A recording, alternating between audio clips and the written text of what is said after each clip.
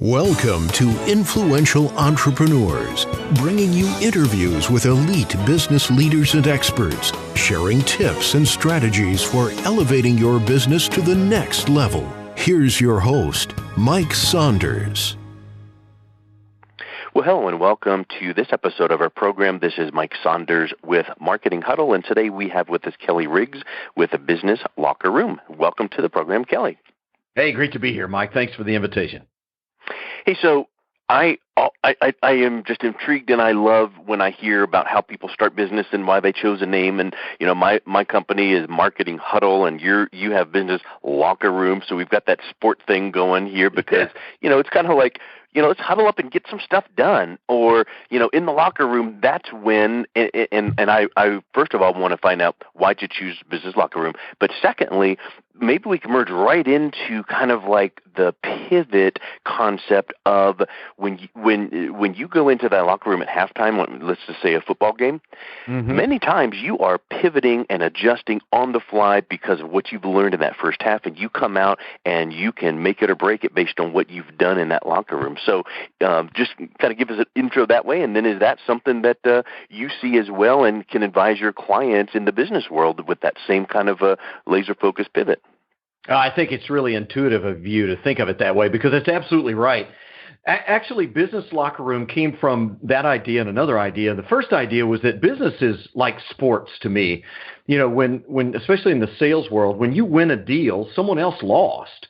Yeah. And when they win a deal, you don't get to cash your second place commission check. You know, you don't get paid. So I think that it is really important for great salespeople to look at business as a competition, not in the sense of trying to defeat someone per se, but that you have to continually be as good as you possibly can be because the competition is trying to take your business away. And in that sense, you have to be the best person in the game if you're going to consistently win. I think the other side of that, as I've always said to clients, is that, you know, the very best coaches on the planet make their money at halftime. You know, you got to have the best strategy ever and the best plan, and but you never know what the competition is going to do. So if you don't have the ability to use your word, I think it's a great word to pivot and really make changes on the fly. I think that you're going to be challenged.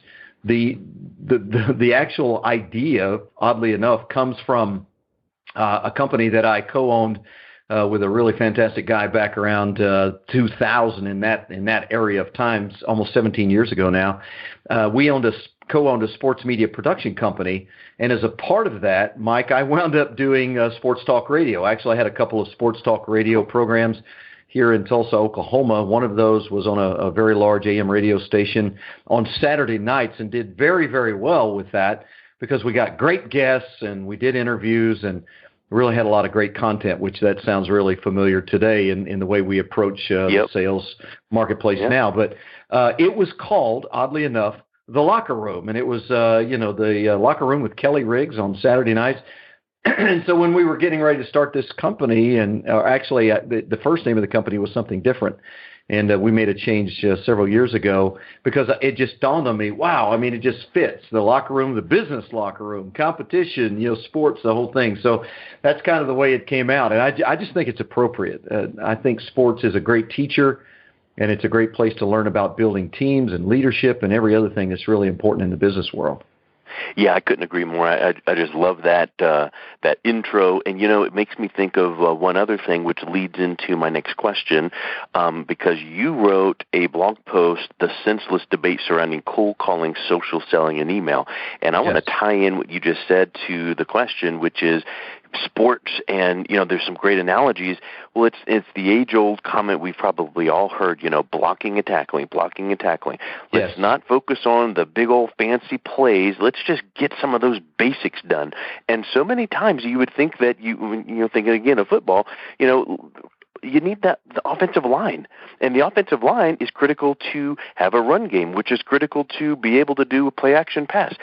But it all gets down to blocking and tackling. So in the sense of business world, blocking and tackling could be maybe those cold calls and maybe those emails and maybe the follow-up. So what do you see in the blocking and tackling realm as it relates to your blog post here, you know, cold calling, social selling, and email? Well, I think it's a really insightful question from a lot of perspectives. I agree with you, especially going back to the sports analogy. So many people, when they think of sales training, Mike, they think of learning some great new technique, how to close a deal or handle an objection. I think it's why the vast majority of sales training is grossly ineffective. And I don't say that to discredit anybody who does it. It's that it's not put into a larger context. It would be like teaching me that crazy, wild double reverse pass trick play when I really have never worked on throwing the ball or, getting the blocks or catching the, so I learned this great trick play, but I'm really not very good at the basics. Most sales people, sadly, don't get the kind of sales training they need to be good at the blocking and tackling. And it's just, frankly, it's just not sexy, Why would I go do that when I can learn some new cool social media app, that does it all for me? And it's the equivalent of saying, well, I want somebody else to throw it or, make the tackle or the block or whatever. It really doesn't make any sense. When I got into the sales business a very long time ago, it was plan your work your plan. You need to get better as a salesperson every day because there's competition. So if you can't do cold calls well, if you're not grinding on the emails and doing the social media things that you need to do to gain awareness, if that's the right thing for your industry, then all the other stuff that we learn really doesn't do very well. My experience is salespeople love to get in front of a client. Man, that's where they can get up on stage and show how much they know and, do all that thing. But many times they're in front of the wrong client and they're selling to the wrong influencer or decision maker.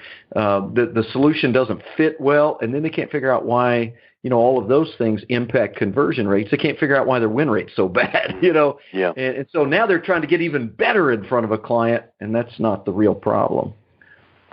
It's interesting in your description there. It made me think of something.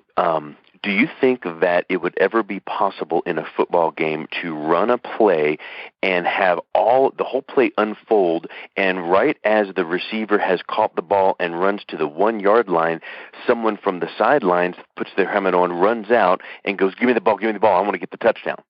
Right? Yeah, right. Would never happen. But no. Don't salespeople do that? Oh, don't they want all the just give me the pop, pop, pop glory, the sale, the done, but they don't want to do all the work of the two-a-days from back in OTOs. Yeah, that's absolutely right. And listen, I think sales is the greatest profession on the planet. It enables an average person like me, to go into business without all the risk of business. When I, made my real reputation as a salesperson, I worked for an orthopedic company and I was in the medical field. But I didn't have to buy inventory. I didn't have to invest in marketing. I didn't have to buy insurance, hire employees.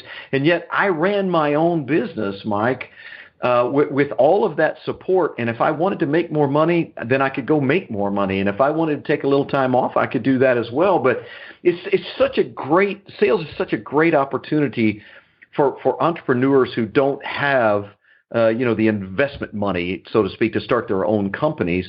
And you can really do phenomenal things with clients and build great relationships and all of those kinds of things. But listen, it's hard work. When I was a young man, I had a sales manager who told me something that I've never forgotten. He says, I want you to know that selling is the highest paid hard work there is. And it's the lowest paid easy work there is. So, you're going to get paid commensurate with what you're willing to invest. And I think a lot of people just kind of see the hard work, or they see the results of the hard work, and they don't see the hard work itself. And they say, hey, boy, I want some of that. I want to drive the nice car and have the nice house, but they don't realize how hard those people have had to work in the background. And, I think that there's a lot of things that, we could put about 48 bullet points under the word hard work, because what really is that? And it could be different for different people, different industries, and all that. We get that. But I think that once you get some of the basic blocking and tackling, like we were saying, done, some of the hard work starts to amplify upon itself. And here's what I was thinking. See if this makes sense or what you've seen in the industry. So you do some hard work and you do some pitches and you fumble and stumble and bumble, and then finally it's like, I'm starting to get my flow, get my story down, get my pitch down. Hey, I made a sale. Okay, good. Yeah. So now all of a sudden the hard work is being done, but then it starts amplifying and ratcheting up to the next level because it gets easier because you've done it a lot of times. And then something happens internally, like this internal confidence meter starts, ratcheting up, and you're like, yeah, I can do this. Whereas before, you kind of might have been a little, even subconsciously, trepidatious, and maybe the prospect could feel that. And then maybe you get some honor or award, or maybe, you get, seen out there on a radio show or whatever, and then now all of a sudden you feel way more confident when you're going into that presentation. So can you speak to some of the things where do you go after the, blocking and tackling basics? What do you see salespeople, experiencing like that, or what can you do? What do you think they can do to kind of make sure they get that confidence so that they can build upon their successes? Well, I'm going to stick with the sports analogy because it works for me. Love it, yeah. First, to comment on what you said, in the sales world, to me, like any place where you want success, mindset is everything. I mean, I've seen a lot of talented people who don't have the mindset. Angela Duckworth wrote the book Grit, and she talked about passion and perseverance, and both of those are mindset issues. I mean, you have to make those conscious decisions to be to persevere about what you're going to do. When I wrote my sales book back in 2013, I called it Desire and Discipline, and Angela calls it Passion and Perseverance, and she made a lot more money than I did. So I'm going to go with her terminology, but it becomes a mindset issue, and confidence becomes everything. I mean, you know how it is as a salesperson. You go from the highest highs to the lowest lows. And so to your question, what's the fabric that holds it all together when you're really up or you're really down? And I would say it's probably the biggest failure point for salespeople is that they actually don't have a defined and detailed game plan for what they're going to do. When we talk about blocking and tackling, you and I can go out and do two-a-days and OTOs and all of that kind of thing. And now it's time to actually go play a game. Well, how many coaches do we know or teams that go in and they say, okay, coach, what's the plan? Oh, just get out there and really block and tackle really hard. Get open. Just get open, right? So we spend a lot of time in the week before that game going over our game plan and defining what plays we'll run and what situations and all that. I got to tell you, Mike, in the world of sales and business in general, by the way, what really is a failure point for most people when they have that confidence and they know they're good at what they're doing is they don't have a step-by-step sequence of events that will take them directly to their objective. In other words, they don't have a defined plan. It's just, I'm going to go out and work hard. I'm going to make lots of calls. I'm going to see a lot of people. And yet, if your plan doesn't dictate who those people are and what prospects are perfect for you and because our time is the most precious asset we have as salespeople, and we just tend to waste it because we're not working intentionally. We're not working with purpose. And the issue is, I think, is planning's just not sexy at all. I mean, I've done many training classes, and when you talk about sales training and marketing and things like that, people will fill up the room. But if you have a presentation that says planning your way to success, I mean, it's a yawner. Nobody wants to come because there's just nothing exciting about planning. And yet I don't know anyone who's been successful in any aspect of life that has done it accidentally. And planning means that we're really trying to do it on purpose. And what's the cliche phrase that we all know about planning? If you fail to plan, you plan to fail. Yeah, exactly. We all know that. Ha, ha, ha, whatever. But here's something else. I think that you have to set commitments with, of course, like for instance, if you said, hey, here's this high value prospect and they're ready to have you come give them your pitch and it's going to be next Thursday at noon. Can you be there? You're going to put it on your calendar. You're going to write it down. You're going to put it on your phone. You're going to put it on 9 other places to make sure you're there, right? But what about your planning and what about your plan and what about your own personal prospecting? Do you schedule that? And then do you snooze it so that it's like, whatever. You wouldn't snooze that pitch. So what do you think about the mindset of making sure we are diligently scheduling and, committing and fulfilling on that commitment to ourselves? Because that's a huge thing. Yeah, absolutely it is. It reminds me of the Matt Damon, Ben Affleck movie, Rounders. There's an early scene, very early in that movie, where he Matt Damon's character is talking about being successful as a poker player, and he says, the good poker players, the successful ones, they don't win the big tournament, and and that's it. I mean, they're grinders. It's 25 hands an hour and winning a certain amount, and it's just the grind over and over and over. And there's this thought process that poker players are the guys that come in and make some spectacular move and really fake out the other player and win a gargantuan tournament, and and everybody thinks they're awesome. And really, that's not true. The really great poker players, the really great musicians, the really great salespeople, the really great business people, they're grinders. They get up and do that blocking and tackling every day. They never forget.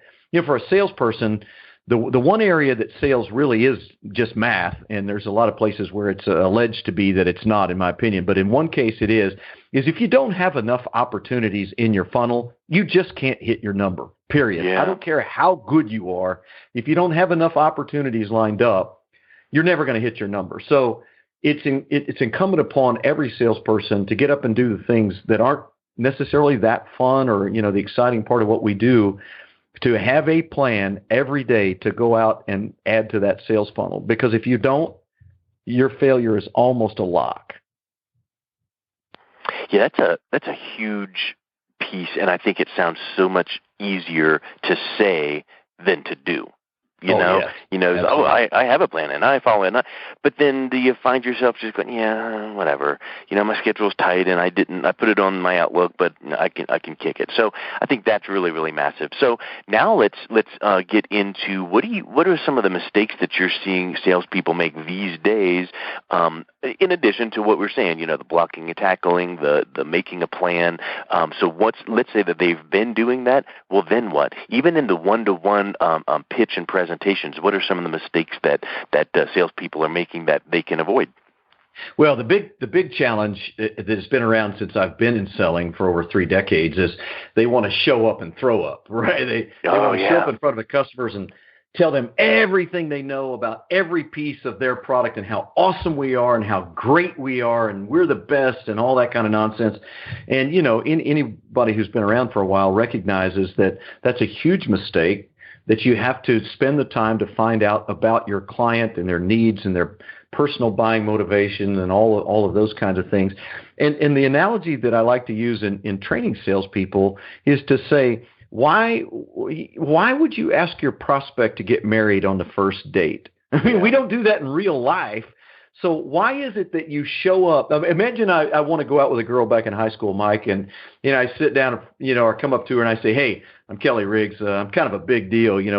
Chicks dig me. I mean, I've got a nice car and I've been dating girls for a long time and I'm kind of fun to hang out with and I got plenty of money." I mean, girls are like, "Whoa, stop."